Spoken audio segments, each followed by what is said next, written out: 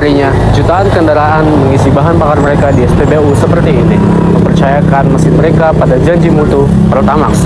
Namun siapa sangka, di balik pompa-pompa ini tersimpan skandal yang merugikan banyak rakyat Indonesia.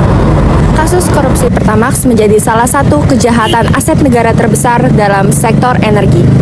Para pejabat anak buah Pertamina dan mitra swasta telah membeli BBM murah kualitas rendah lalu mengoplosnya menjadi Pertamax.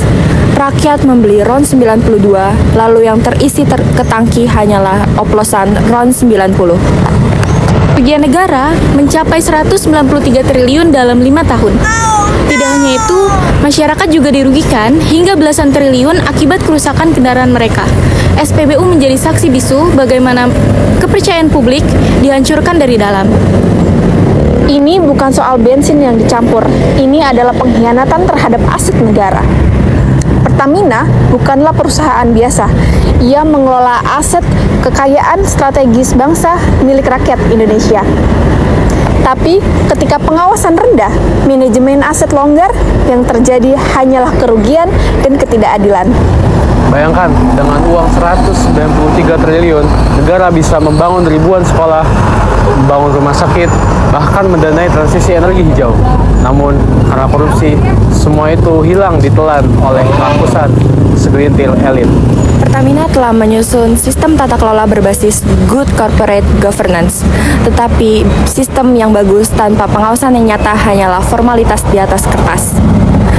Kasus ini menunjukkan bahwa aset negara kita butuh lebih dari sekedar SOP. Kita butuh transparansi dan akuntabilitas yang nyata. Rakyat tidak boleh terus menjadi korban. Kita berhak mendapatkan BBM yang berkualitas, berhak atas kejujuran, dan berhak atas pengelolaan aset negara yang amanah. Ketika kepercayaan publik sudah hancur, tanggung jawab hukum tidak hanya berhenti pada individu. BUMN sebagai instansi juga harus bertanggung jawab.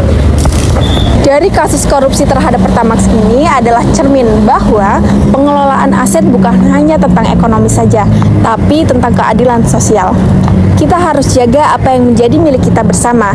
Aset negara bukan hanya warisan untuk dikeruk, tapi tanggung jawab untuk dilindungi. Karena BBM bukan hanya sekadar bahan bakar. Ini tentang kepercayaan, Tentang tanggung jawab, dan untuk masa depan Indonesia.